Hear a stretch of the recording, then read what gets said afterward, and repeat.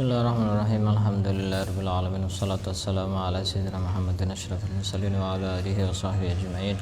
Subhanaka la ilma lana illa ma 'allamtana innaka antal alimul hakim wa tub 'alaina innaka antat tawwabur rahim wa taqabbal minna innaka antas samiul alim. Qala rabbi shrah li sadri wa yassir li amri wa hlul 'uqdatam min lisani yafqahu qawli. Nawaitu ta'alluma wa ta'liman li fadata wal istifada wa tamassuka li kitabillah wa sunnati rasulih والدعاء إلى الهدى والدلالة على الخير ابتغاء مرضاته وقربه وثوابه سبحانه وتعالى. قال المصنف رحمه الله تعالى ونفعنا به وبعلومه وعمدنا بأسرار في الدارين آمين. Kita lanjutkan kajian hadis dari kitab Al-Arba'in An-Nawawiyah yang dikarang oleh Al-Imam An-Nawawi, dan sekarang kita sudah sampai kepada hadis yang keberapa? Hadis yang ke-28. Hadis yang ke-28, an Abi Najih Al-Irbad bin Sariyah radhiyallahu ta'ala anhu qala wa'adana Rasulullah sallallahu alaihi wasallam mau'izatan balighatan wajilat minhal qulub wa dharifat minhal uyun.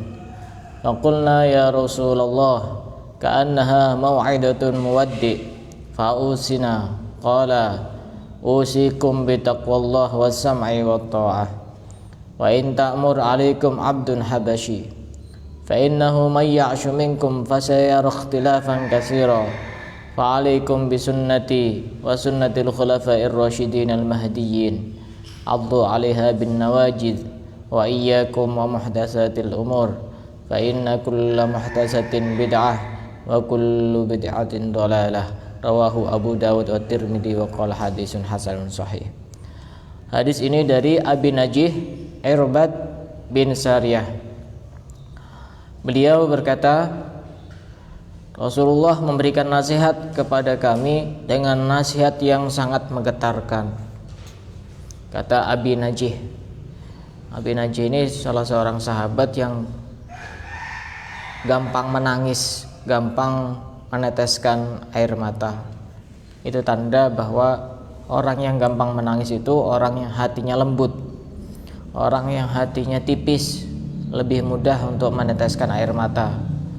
Bukan air mata yang biasa, tapi air mata karena penyesalan, karena dosa, karena mengingat terhadap akhirat dan lain sebagainya. Itu orang tandanya hatinya sudah lembut.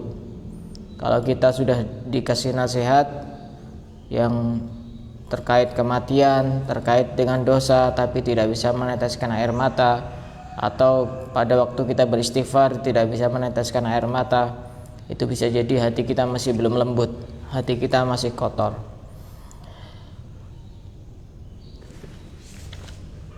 Wajallat minhal qulub. Rasulullah memberikan nasihat yang sangat menggetarkan. Wajilat minhal qulub, yang menjadikan hati itu bergetar, hati itu takut kepada Allah. Wadarifat minhal uyun, mata itu menjadikan bercucuran air mata. Jadi nasihat yang tidak seperti biasanya. Ini terkait orang yang meneteskan air mata itu ada banyak keistimewaan. Disebutkan dalam sebuah hadis, la yalijan naru man baka min khasyatillah. Tidak akan masuk surga orang yang pernah meneteskan air mata disebabkan karena takut kepada Allah. Karena air mata itu macam-macam. Ada air mata penyesalan, ada air mata karena kesakitan.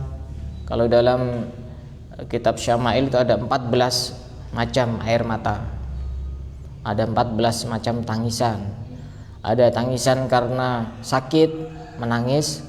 Ada tangisan karena pura-pura. Ada tangisan karena terlalu bahagia, ada tangisan karena bersedih, ada tangisan karena sandiwara, ada juga tangisan yang karena takut kepada Allah.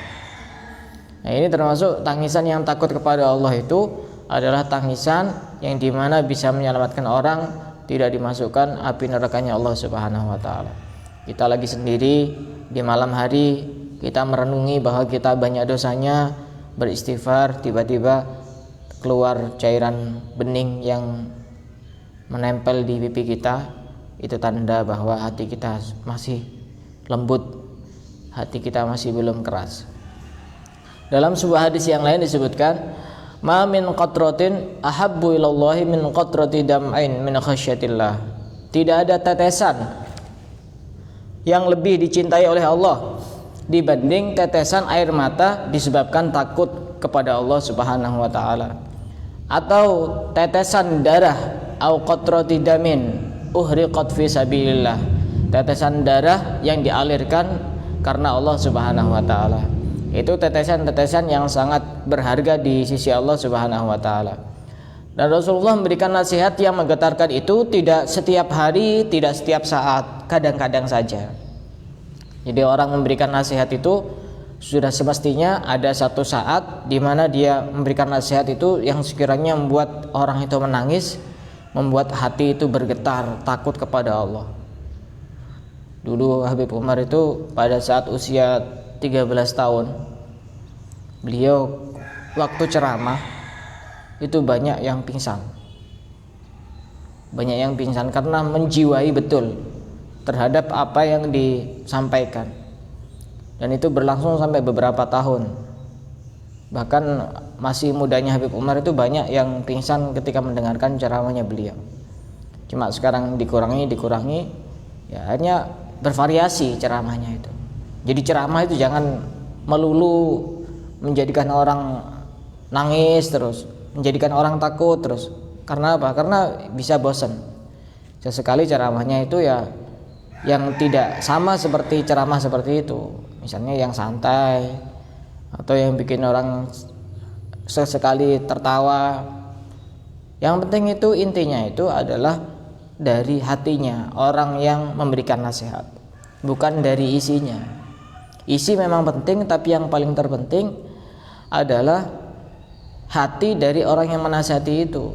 Kalau hatinya dia itu niat menasihati diri sendiri dan dia tidak merasa lebih daripada orang lain, maka nasihat itu lebih mudah diterima oleh orang lain. Pernah dulu itu ada waktu masihnya Syekh Abdul Qadir Jailani, ada orang, ada kiai, ada ulama, ada syekh yang berceramah itu tidak ada yang menangis.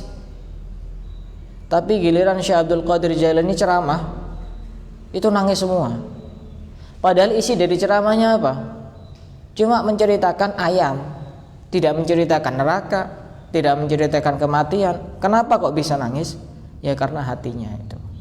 Karena hati itu sangat pengaruh. Jadi bukan karena kita menasihati orang mengutip ini Al-Quran, ini hadis, yang penting hati kita. Kalau hati kita masih merasa lebih baik daripada orang yang kita nasihati, ya nasihat itu akan sangat sulit untuk masuk ke dalam hatinya. Sesuatu yang keluar dari hati maka akan masuk ke dalam hati. Karenanya kalau kita menasihati, sudah semestinya kita keluarkan dari hati terdalam kita, bukan dari lisan. Karena nasihat yang keluar dari lisan maka dia akan masuk telinga kanan dan keluar dari telinga kiri. Kita harus benar-benar menasihati dengan hati, bukan dengan lisan. Kadang-kadang kita mendapatkan nasihat bukan dari ayat Al-Quran, bukan dari hadis, kadang-kadang dari orang pinggiran, orang di jalan itu. Bahasanya simpel, bahasanya sederhana, tapi mengena. Dan kita ingat terus, menancap terus di dalam hati kita. Itu bisa jadi menasihatinya benar-benar ikhlas. Benar-benar ikhlas dan benar-benar ingin memberikan manfaat untuk orang lain. Dan menasihati itu kaidahnya, rumusnya, kalau menasihati itu lebih baik tidak di hadapan orang lain yang berkaitan dengan kekurangan-kekurangan. Karena nasihat di depan umum itu bukan nasihat tapi mempermalukan. Jadi dipanggil ngomong berdua kalau punya kesalahan. Cuma kebanyakan orang sekarang itu nasihat itu sudah seringkali diabaikan. Kalau ngelihat orang punya kekurangan bukan dinasihati, diapakan? Dibicarakan. Oh itu si fulan itu kok ini. Kalau kamu memang benar-benar tulus ingin merubah seseorang, datangi, ketemu, nasihati. Jangan membicarakan di belakang dia. Itu tidak baik. Kadang-kadang orang seperti itu juga bukan karena ingin menunjukkan kesalahan orang tersebut kepada orang lain. Kadang-kadang juga terselip sifat-sifat yang tidak baik. Sebenarnya dia ingin menunjukkan bahwa dirinya yang lebih baik daripada orang yang dibicarakan itu. Makanya hati-hati. Jangan-jangan pada saat kita mengkritik kesalahan dan kekurangan dan aib orang lain, tapi tidak langsung kepada orang yang bersangkutan, jangan-jangan terselip sifat sombong, sifat ujub, merasa lebih baik daripada orang lain. Itu yang sering terjadi. Tidak ngomong langsung. Kalau seandainya ngomong langsung kan bisa konfirmasi apakah benar. Misalnya si fulan, kamu itu melakukan ini. Kalau benar ya dinasihati. Kalau tidak benar berarti kan dia salah dengar. Kadang-kadang orang itu gampang untuk menerima informasi dari mulut-mulut yang tidak jelas, langsung dimakan mentah-mentah. Namanya makan mentah-mentah ya sakit perut nanti. Ini makan ya harus matang. Karenanya menasihati itu sangat penting.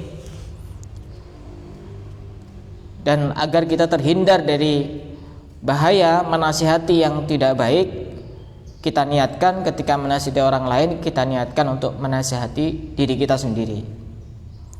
Bagaimana dengan ayat kabura maqtan indallahi an taqulu ma la taf'alun? Sungguh sangat sombong orang yang mengatakan tidak sesuai dengan apa yang dilakukan. Itu sebagian ulama menafsirkan bahwasanya di situ adalah dikatakan sombong itu ketika orang itu memerintahkan orang melakukan kewajiban tapi dia sendiri tidak melakukan kewajiban.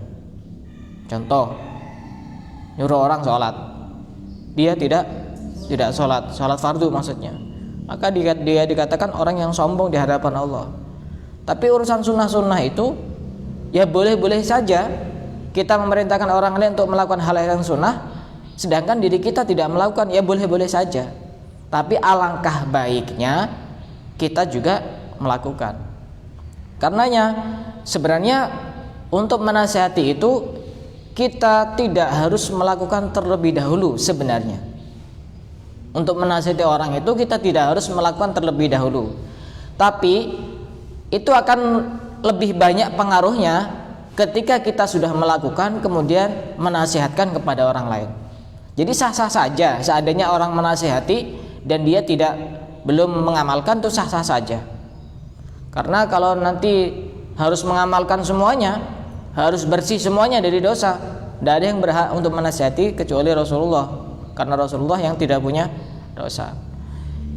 Itu Rasulullah suatu hari menasihati kepada sahabatnya yang membuat hati para sahabat takut bergetar dan membuat mata-mata mereka meneteskan air mata.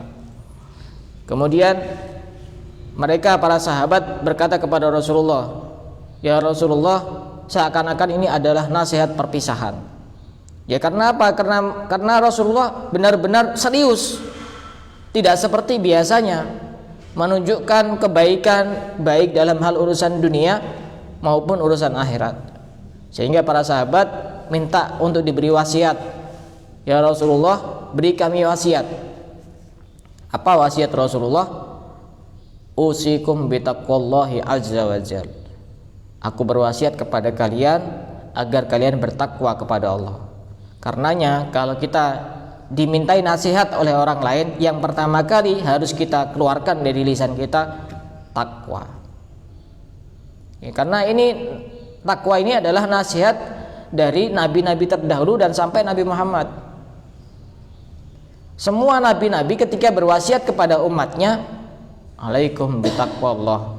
Kalian harus bertakwa kepada Allah. Dan kita juga ketika menasihati seperti itu, kita juga harus bilang, dan saya juga masih berusaha untuk bisa bertakwa kepada Allah. Takwa itu sesuai dengan kemampuan kita. Di dalam Al-Quran disebutkan, "Fattaqullaha mastata'tum wa la tamutunna illa wa antum muslimun." Ya semampu kita takwa itu. Tapi giliran itu bukan urusan takwa, urusan menjauhi larangan, maka harus benar-benar maksimal. Itu wasiat yang pertama, dan bahkan khutbah Jumat itu tidak akan sah kalau tidak ada wasiat takwa. Inti dari khutbah Jumat itu wasiat takwa. Harus kita Marilah kita berusaha untuk meningkatkan ketakwaan kita kepada Allah. Itu sudah bagian dari wasiat takwa. Karena takwa ini sangat luas artinya, yang seringkali diartikan menjalankan perintah Allah dan menjauhi segala larangannya. Itu nasihat yang pertama. Dan sebenarnya sebelum nasihat ini ada riwayat yang lain yang mengatakan ana Muhammadun Nabiyul Ummi. Aku adalah Nabi Muhammad, Nabi yang ummi. Apa itu ummi? Tidak bisa membaca, tidak bisa menulis. Nabi Muhammad itu tidak bisa membaca, tidak bisa menulis. Kadang-kadang sebagian dari anak-anak muda itu diracuni pikirannya. Oh, kalian tuh orang Islam, punya nabi kok bodoh, tidak bisa baca, tidak bisa nulis. Ya karena terpengaruh dari pikiran-pikiran di bangku perkuliahan dan seterusnya itu. Ya justru seandainya Nabi Muhammad ini diciptakan bisa baca, bisa nulis, akan bermasalah. Kenapa kok bermasalah? Karena nanti dikhawatirkan orang-orang akan menyangka bahwa Al-Quran ini adalah buatan Nabi Muhammad. Kalau sudah ada anggapan bahwa Al-Quran adalah buatan Nabi Muhammad itu manusia. Dan manusia bisa salah, kan ya? Walaupun Nabi Muhammad Nabi yang paling mulia, Nabi yang paling utama di antara nabi-nabi yang lain, tapi perlu diingat Nabi Muhammad itu manusia yang bisa salah. Tapi Allah punya hikmah tersendiri. Kenapa Nabi Muhammad diciptakan tidak bisa baca, tidak bisa nulis, agar anggapan itu hilang semuanya. Kan tidak mungkin ini buatan Nabi Muhammad. Al-Quran ini baca saja tidak bisa, nulis saja tidak bisa. Bagaimana mungkin ini buatan Nabi Muhammad? Nabi Muhammad juga ditinggal wafat ayahnya pada saat usia 2 bulan di kandungan. Jadi tidak mungkin belajar sama ayahnya. Kemudian ditinggal wafat ibunya pada saat usia berapa? 6 tahun. Jadi 6 tahun nggak mungkin belajar bisa buat Al-Quran. Usia 6 tahun. Kemudian pada saat usia 8 tahun ditinggal wafat kakeknya. Ya tidak mungkin bisa belajar Al-Quran dari kakeknya. Jadi jangan gampang terpengaruh. Oh, orang Islam kok punya nabi yang bodoh, masa kayak gitu dijadikan pemimpin, dijadikan panutan. Justru kalau bisa baca, bisa nulis bahaya, bisa fatal akibatnya. Itu sebelum nasihat yang takwa tadi itu ada beberapa nasihat yang sebelumnya. Wala nabiyyun ba'di, dan tidak ada nabi setelah aku. Ini sudah diprediksi oleh Nabi Muhammad bahwa memang setelah Nabi Muhammad ada beberapa orang yang ngaku jadi nabi, termasuk ada salah satunya adalah Musailamah Al-Kadzab yang pada saat itu mengaku jadi nabi. Ada seorang perempuan juga yang pernah mengaku jadi nabi, namanya Syajah bintul Haris. Syajah bintul Haris ini satu masa dengan Musailamah Al-Kadzab. Ya, pada saat itu Musailamah ini mendengar ada seorang perempuan yang juga ngaku jadi nabi. Akhirnya ditemui sama Musailamah Al-Kadzab. Ini pertemuan nabi palsu ini. Akhirnya apa? Musailamah Al-Kadzab menikahi yang namanya Syajah bintul Haris. Ya, itu memang menikah itu kadang-kadang juga karena persamaan karakter, persamaan sifat. Jadi ini pernikahan antara dua nabi palsu itu. Di Indonesia pun juga pernah ada yang ngaku jadi nabi. Waktu itu tahun berapa ya? Tahun 2000. Waktu saya masih di Yaman itu viral di YouTube gitu. Sekitar 2009. Ada seorang Jawa Barat yang ngaku jadi nabi. Masuk YouTube, masuk TV, bahkan diwawancari di TV. Saya lihat penampilannya, orangnya dari wajahnya di bawah standar. Nah, ini ya, padahal syarat nabi yang paling sederhana itu dua. Syarat nabi yang paling sederhana itu dua. Tampan, suaranya bagus. Itu syarat yang paling sederhana itu. Nabi itu harus tampan. Nabi itu harus tampan. Tidak boleh nabi tidak tampan. Tidak ada nabi yang tidak tampan. Semuanya tampan. Yang aku jadi nabi wajahnya biasa-biasa. Nah, jadi artis saja tidak pantas, apalagi jadi nabi. Ya tambah tidak pantas. Itu karena memang tidak punya guru. Kadang-kadang itu mimpi gitu. Saya mimpi didatangi sama malaikat Jibril. Kemudian dia mengatakan, kamulah nabi setelah Nabi Muhammad. Ada juga nabi yang ada di India, itu siapa namanya? Mirza Ghulam Ahmad, yang kemudian ada aliran Ahmadiyah. Dia punya dalil di dalam Al-Quran, ada penyebutan minhasmuhu Ahmad, sedangkan namanya sendiri Ahmad. Berarti saya yang jadi nabi. Tapi dia punya kitab sendiri, punya kitab suci sendiri, bukan Al-Quran, namanya Al-Furqan atau apa itu. Dan pengikutnya juga banyak. Jadi tidak ada nabi setelah Nabi Muhammad, itu tidak ada. Kemudian nasihat Rasulullah yang berikutnya, alaikum bisam'i wat ta'ah wasam'i wat ta'ah. Kalian harus taat kepada pemimpin, kepada penguasa, kepada pemerintah. Taat yang bagaimana? Selama perintahnya tidak melanggar aturan agama, selama perintahnya tidak untuk bermaksiat kepada Allah. Karena rumusnya itu, kaidahnya itu, ada sebuah hadis yang mengatakan la ta'ata li makhluqin fi maksiatil khaliq. Tidak wajib taat kepada makhluk siapapun itu jika perintahnya untuk bermaksiat kepada Khaliq. Kalau ada orang tua misalnya, ya sudah kamu malam minggu keluar saja sama pacarnya, tidak wajib taat, tidak usah takut dikatakan anak durhaka, justru wajib dilanggar seperti itu. Ya kalaupun untuk menghormati perasaannya, keluar saja, tapi jangan sama pacarnya, misalnya seperti itu. Atau misalnya orang tuanya memerintahkan, sudah kamu tidak usah sholat, sekarang waktunya kerja misalnya, itu tidak wajib untuk ditaati walaupun orang tuanya sendiri. Jangankan orang tuanya, gurunya sendiri tidak wajib ditaati kalau memerintahkan untuk hal-hal yang melanggar aturan agama. Siapapun itu tanpa terkecuali, siapapun itu tanpa terkecuali, baik itu orang tuanya, gurunya, apalagi cuma pacarnya, apalagi cuma sahabatnya, semuanya tidak boleh taat kepada siapapun ketika melanggar aturan agama. Kemudian pesan beliau yang berikutnya, mayya'shu minkum fasayara ikhtilafan katsira. Barang siapa yang hidup di antara kalian setelah aku wafat, maka akan melihat ada banyak perbedaan. Ketika Rasulullah wafat itu ada banyak perbedaan. Bahkan waktu Rasulullah wafat itu ada sebagian yang tidak percaya Rasulullah itu tidak bisa wafat. Sebagian ada yang mengatakan Rasulullah itu sama seperti Nabi Isa, hanya diangkat ke langit, nanti akan turun lagi. Kemudian di tengah-tengahnya oleh Sayyidina Abu Bakar As-Siddiq, beliau berkata, man kana ya'budu Muhammadan fa inna Muhammadan qad mat. Barang siapa yang menyembah Muhammad, maka Muhammad telah wafat. Wa man kana ya'budu Rabba Muhammad fa innallaha hayyun la yamut.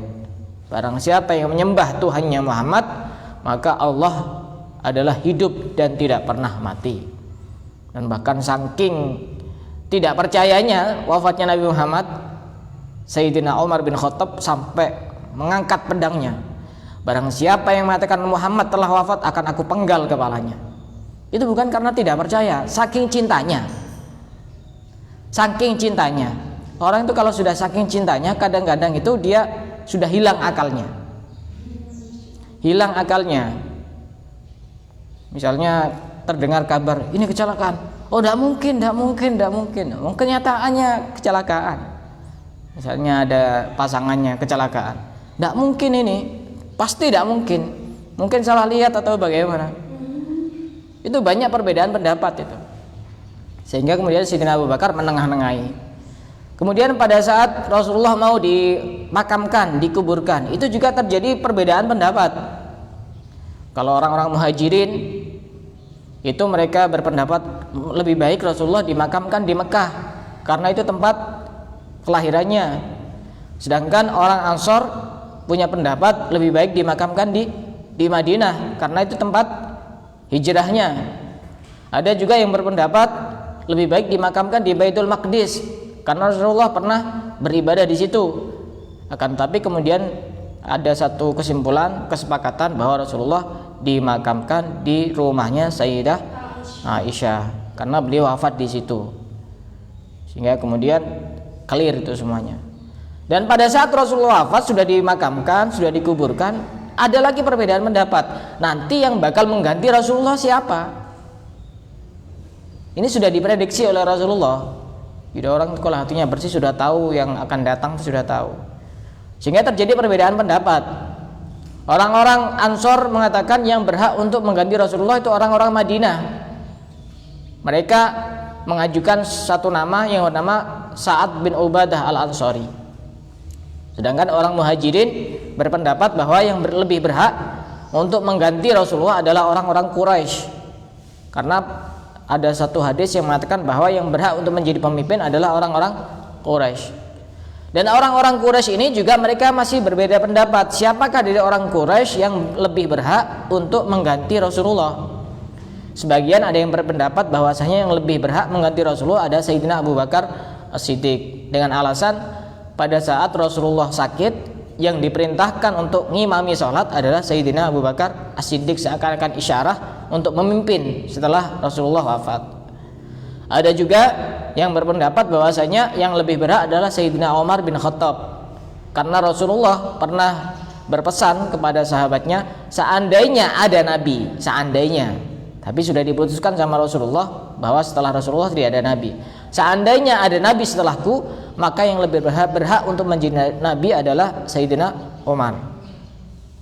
Kemudian ada pendapat yang lain juga yang mengatakan bahwasanya yang lebih berhak untuk mengganti Rasulullah adalah Sayyidina Ali, dengan alasan Sayyidina Ali adalah menantu sekaligus masih keluarganya Rasulullah yang lebih berhak. Sehingga muncullah beberapa kelompok, beberapa madhab, beberapa firqah.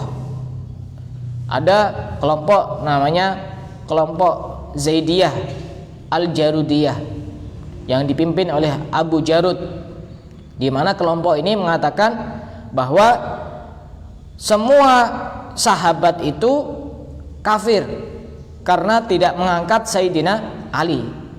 Ini cinta yang terlalu berlebihan. Apapun yang berlebihan tidak bagus. Ini orang yang berlebihan untuk mencintai Sayyidina Ali.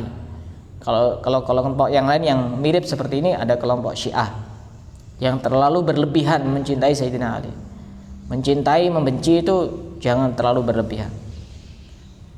Saya pernah baca di status di Facebook itu ada tulisan yang menurut saya bagus.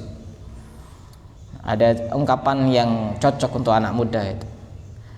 Jangan mencintaiku setinggi langit karena langit bisa runtuh.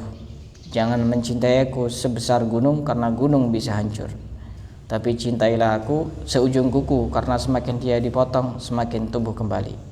Itu artinya mencintai itu sekedarnya saja, tidak usah berlebihan. Dan kelompok Zaidiyah ini juga kelompok yang berpendapat bahwa orang yang melakukan dosa besar itu dia akan kekal di neraka. Sedangkan menurut kelompok Ahlus Sunnah wal Jamaah, orang yang melakukan dosa besar kalau dia bertaubat dan diampuni oleh Allah, ya bisa jadi dia akan dimasukkan ke dalam surga. Muncul banyak kelompok, salah satunya tadi itu kelompok Zaidiyah Al-Jarudiyah. Kemudian kalau muncul kelompok lagi, kelompok Al-Kamiliyah. Kelompok Al-Kamiliyah ini mengkafirkan semua sahabat karena mereka sama alasannya, tidak mengangkat Sayyidina Ali sebagai keluarganya Nabi sebagai seorang pemimpin. Juga yang lebih parahnya lagi, juga tetap mengkafirkan Sayyidina Ali karena tidak melawan mereka yang tidak mau mengangkat Sayyidina Ali. Jadi semua sahabat itu kafir semuanya. Tidak ada yang tidak kafir itu.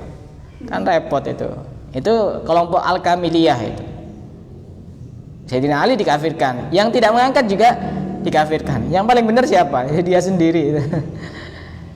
Kemudian muncul juga kelompok Qadariyah, madhab Qadariyah yang dipimpin oleh Ma'bad Al-Juhani. Madhab Qadariyah itu apa? Satu kelompok yang berpendapat bahwa manusia itu punya kemampuan sendiri terlepas dari kehendak Allah. Misalnya orang pinter ya karena dia belajar, orang kenyang karena dia makan, karena dari dirinya sendiri, tidak ada sangkut pautnya dengan Allah. Sedangkan mazhab kita Ahlussunnah wal Jamaah, orang kenyang karena Allah memberikan kenyang kepada dia, disebabkan ada wasilah dia makan. Tetap ada sangkut pautnya dengan usaha, dengan kehendak Allah. Tapi orang Qadariyah ini itu karena dirinya sendiri, bukan karena Allah. Kemudian muncul lagi juga mazhab Mu'tazilah. Mazhab Mu'tazilah ini yang dipimpin oleh Wasil bin Atha, yang mengatakan bahwa orang fasik, orang yang melakukan dosa besar itu posisinya dia tengah-tengah antara mukmin dan kafir. Ini kan membingungkan itu. Kalau mukmin ya mukmin, kalau kafir ya kafir. Sedangkan kita menurut Ahlussunnah wal Jamaah, orang fasik itu masih mukmin.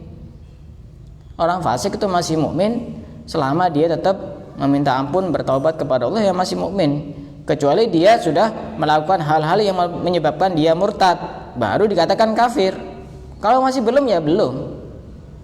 Kemudian kelompok Mu'tazilah ini juga yang berpendapat bahwa Al-Quran itu baru. Sedangkan kelompok kita Ahlussunnah wal Jamaah, Al-Quran itu kalamullah, wa kalamullah qadim, firman Allah. Firman Allah itu tidak baru. Yang perlu diketahui bahwa Al-Quran itu ada dua macam. Al-Quran yang sudah berbentuk kertas seperti ini sudah pasti kita mengatakan ini baru. Ya, kenapa? Kertas diambil dari mana? Dari toko, kemudian masuk kepada percetakan, sudah jelas baru ini. Kalau yang dimaksud Al-Quran adalah Al-Quran seperti ini, lembaran seperti ini. Tapi kalau yang dimaksud Al-Quran adalah kalamullah, isinya itu sendiri, itu tidak baru. Menurut Ahlussunnah wal Jamaah, itu isinya tidak baru. Kalau menurut Ahlussunnah wal Jamaah, kalau yang seperti ini baru ya tidak ada yang menentang. Semua kelompok saya kira akan mengatakan bahwa Al-Quran yang berbentuk seperti ini adalah baru. Tapi firman Allah yang tertulis di dalam lembaran itu tidak baru. Semuanya adalah qadim, yang sudah terdahulu. Kemudian juga nanti muncul madhab Khawarij, satu madhab yang sangat membenci kepada Sayyidina Ali dan juga membenci kepada Sayyidina Utsman, juga membenci kepada Muawiyah, juga membenci kepada orang-orang yang pernah mengikuti perang Jamal. Itu kenapa? Karena sudah diprediksi oleh Rasulullah, pada saat Rasulullah terjadi banyak perbedaan pendapat. Mulai dari Rasulullah dimakamkan di mana, kemudian Rasulullah itu wafat atau tidak, kemudian yang menggantikan siapa, itu sudah diprediksi oleh Rasulullah. Apa sikap kita? Sikap kita adalah wa ma atakumur rasulu fakhuduhu wa ma nahakum anhu fantahu. Apa yang sudah dikatakan oleh Rasulullah, datang dari Rasulullah, ambil. Yang dilarang, cegah. Ini yang harus kita pegang prinsipnya. Yang diperintah kita lakukan, yang dilarang kita hindari. Jangan sampai kita nanti terpengaruh kepada orang-orang, itu kan tidak pernah dilakukan oleh Rasulullah. Tidak pernah dilakukan oleh Rasulullah itu tidak bisa dijadikan dalil.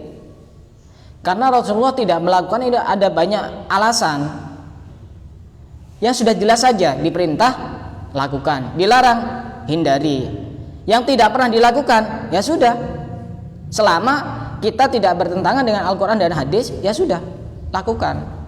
Contoh yang paling sederhana, contoh misalnya Maulid Nabi, peringatan Maulid Nabi, dengan acara yang seperti yang biasa kita lihat. Pada masa Nabi pernah enggak ada orang memperingati Maulid Nabi dengan melakukan acara-acara yang seperti kita lihat saat ini? Tidak pernah. Ini kan berarti tidak pernah dilakukan oleh Rasulullah. Sedangkan ayat Al-Quran menyebutkan yang diperintah ikuti, lakukan, yang dilarang itu. Yang penting dua itu kuncinya. Jangan sedikit-sedikit tidak pernah dilakukan Rasulullah. Itu tidak bisa dijadikan dalil itu dengan alasan tidak pernah dilakukan Rasulullah. Ayatnya mana? Itu. Kemudian nasihat yang berikutnya, wasiat Rasulullah yang berikutnya, fa'alaikum bisunnati wa sunnatil khulafa'ir rasyidin al-mahdiyyin wa sunnatil khulafa'ir rasyidin al-mahdiyyin.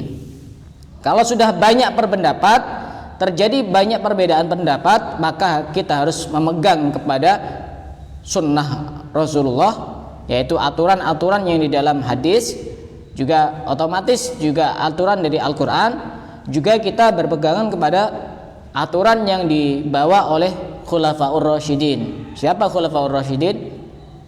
Sayyidina Abu Bakar, Sayyidina Umar, Sayyidina Utsman, Sayyidina Ali, dan Sayyidina Hasan. Itu harus kita pilih, harus kita pegangi. Jadi jangan dicampur adukkan. Kadang-kadang orang itu punya pernyataan seperti ini. Kamu sholat tarawih 20 rakaat itu ngikuti Sayyidina Umar apa ngikuti Rasulullah? Jawabannya apa? Ya ngikuti Sayyidina Umar. Loh, Sayyidina Umar sama Rasulullah lebih mulia mana? Ya, otomatis jawabannya lebih mulia Rasulullah. Cuma karena Rasulullah juga sudah berpesan kepada kita, kita juga diperbolehkan untuk mengikuti Khulafaur Rasyidin, ya karena Sayyidina Umar yang menjadi kiblatnya juga Rasulullah. Jadi jangan dicampur adukkan. Kemudian yang berikutnya, Addu 'alaiha bin nawajid. Addu 'alaiha bin nawajid. Pegang erat-erat itu Al-Quran dan Sunnah itu, karena dia termasuk pegangan yang sangat penting di dalam prinsip kehidupan sehari-hari. Tapi jangan dipegangi sendiri. Orang sekarang pakai dalil ini, dua yang paling terpenting, Al-Quran dan Sunnah, tapi belajar sendiri, ya sesat, pemahamannya ngawur. Tanya kepada orang yang lebih paham. Jangan beli terjemahan di toko buku, toko kitab, belajar sendiri, terjemah Al-Quran, terjemah Sahih Bukhari, terjemah hadis-hadis Sahih. Akhirnya sedikit-sedikit kafir, sedikit-sedikit bid'ah, sedikit-sedikit sesat. Tanya kepada orang yang punya kemampuan untuk memahami itu. Jangan kita langsung memahami sendiri. Nggak pernah mondok, baca bahasa Arab saja masih belepotan, dikit-dikit bid'ah, ini tidak pernah dilakukan Rasulullah, ini haram, ini sesat. Ya kan bahaya kalau seperti itu. Tanya, memang dua itu pegangan, tapi kita harus merujuk kepada orang yang tahu tentang keduanya itu. Wa iyyakum wa muhdatsatil umur fa inna kulla bid'atin dhalalah. Ini nasihat yang terakhir yang disampaikan oleh Rasulullah. Hindarilah perkara-perkara yang baru, karena setiap yang baru adalah tersesat. Dan dalam satu riwayat yang lain disebutkan wa kullu bid'atin dhalalah. Setiap yang sesat adalah, setiap yang baru adalah bid'ah, setiap yang bid'ah adalah sesat. Wa kullu dhalalatin finnar, dan setiap yang tersesat akan masuk ke dalam neraka. Tapi baru di sini ya harus dipahami juga, karena baru itu macam-macam. Al-Quran pada masa Rasulullah tidak ada titiknya, tidak ada harokatnya. Kalau semua harus sama seperti Rasulullah, baca Quran jangan Quran yang sekarang. Baca Quran yang tidak ada titiknya, tidak ada harokatnya. Itu karena ini akibat dari korban belajar terjemahan itu. Kalau pengen sama persis seperti yang dilakukan Rasulullah, jangan baca Quran yang sekarang. Baca Quran yang tidak ada titiknya, tidak ada harokatnya. Karena pada masa Rasulullah seperti itu. Ini kan berarti baru sesat neraka, repot. Justru itu menjadi wajib ketika pembukuan Al-Quran itu. Ada yang baru itu juga ada yang haram. Seperti ketika mengikuti kelompok-kelompok yang menyesatkan itu. Ada baru yang itu bukan haram, justru sunnah. Bid'ah itu ada yang sunnah juga. Tambah bingung lagi mereka, kok ada bid'ah yang sunnah. Contoh apa? Bangun pondok, bangun madrasah, mengarang karya-karya, ini sunnah. Karena kalau udah ada pondok ini, Islam mau menyebar ini susah. Mereka juga mendirikan perguruan tinggi, kan ada ya? Di Jember juga ada itu perguruan tinggi. Pondoknya juga ada. Masih mau pakai alasan Rasulullah tidak pernah bangun pondok? Tidak pernah. Seumur hidupnya tidak pernah bangun pondok. apalagi bangun TPQ diniyah, apalagi madrasah ibtidaiyah SD SMP. Nggak pernah itu, kan repot itu. Ada juga bid'ah yang makruh. Tambah bingung lagi kok ada bid'ah yang makruh. Seperti masjid dikasih semacam hiasan-hiasan, tulisan-tulisan itu makruh kalau di masjid itu. Kaligrafi itu makruh itu. Ada juga bid'ah yang mubah. Contoh apa? Makan pakai piring, pakai sendok itu. Makan sate itu juga bid'ah yang mubah. Kalau pengen sama persis seperti Rasulullah, tidak usah makan nasi, makan kurma terus tiap hari itu. Tidak usah beli soto, tidak usah beli rawon, tidak usah beli gulai, tidak usah beli kaldu. Kalau haji, jangan naik pesawat, naik onta. Kalau tidak bisa, ya ontanya naikkan pesawat. Jadi nanti naiknya di atas onta. Ya repot. Ya memang dua itu prinsip yang paling penting, Al-Quran dan hadis. Tapi jangan belajar sendiri, serahkan kepada orang yang lebih tahu. Itu beberapa nasihat yang penting yang disampaikan Rasulullah kepada sahabat-sahabatnya. Dari sini ada yang mau tanya, silakan. Ya.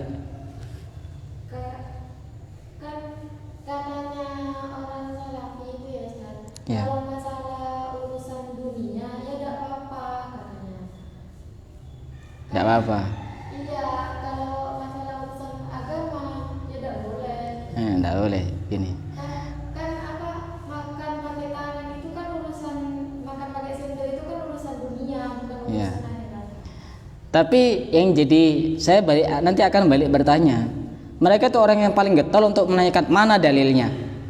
Sekarang saya tanya, mana dalilnya yang membagi antara ada bid'ah urusan agama, ada bid'ah urusan dunia? Ada bid'ah urusan agama, ada bid'ah urusan dunia. Mereka orang yang paling getol, satu kata kunci, mana dalilnya? Oh, dia pernah bilang gini, Ustaz, ikutilah sunnah-sunnahku, dan apabila urusan dunia Terserah. Iya, tapi ini kan dia mengatakan bahwa yang berbau dunia itu dikatakan sebagai bid'ah juga. Kalau bid'ah urusan dunia itu tidak apa-apa. Sekarang dalilnya apa yang membagi? Yang membagi ada bid'ah urusan agama, ada bid'ah urusan dunia. Coba disebutkan. Tidak bisa jawab. Kalau misalnya kita diprotes, misalnya kenapa kok ini mengadakan acara peringatan Isra Mi'raj misalnya sekarang bulan Rajab, atau peringatan Maulid Nabi, itu kan tidak pernah dilakukan Rasulullah. Tanya balik, mana dalil yang melarang? Tanya balik, mana dalil yang melarang? Tidak ada. Yang melarang mana? Mereka itu ininya, prinsipnya satu, mana dalilnya?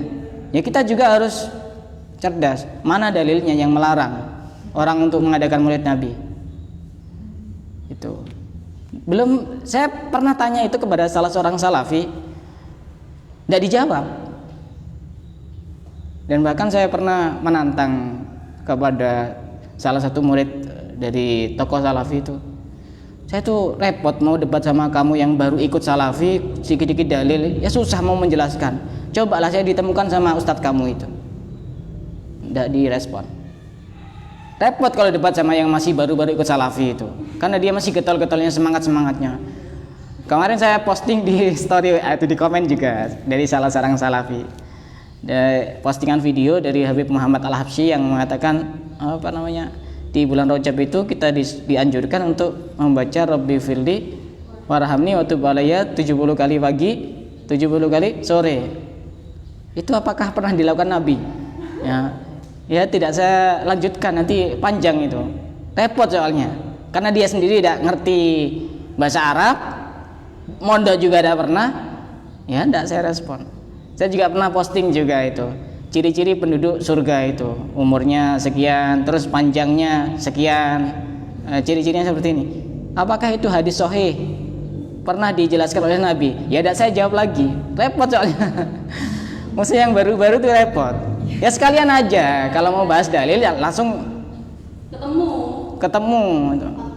Nah, artinya ketemunya bukan sama dia, sama ustadznya lebih enak itu, biar lebih ya dikit-dikit kok harus ini mana hadis sahih.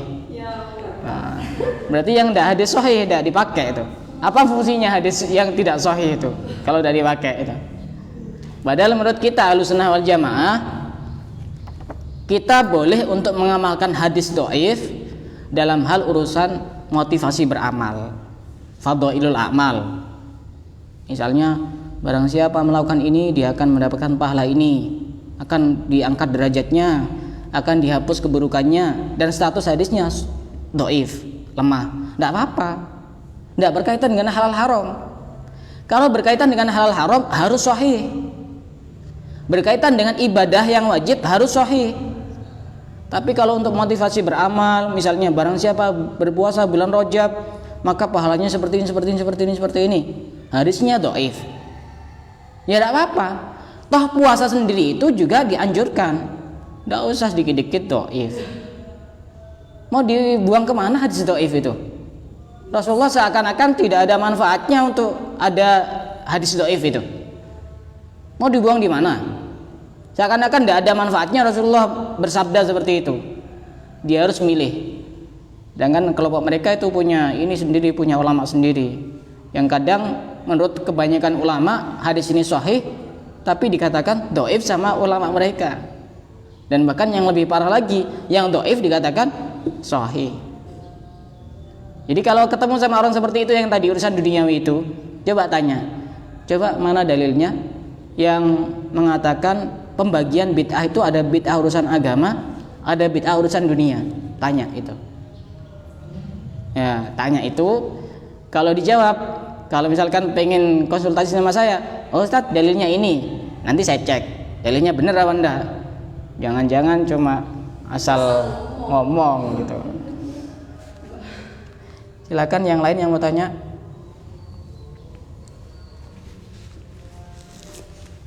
Kalau tidak ada kita tutup sampai di sini. Wallahu a'lam bishawab. Bismillah.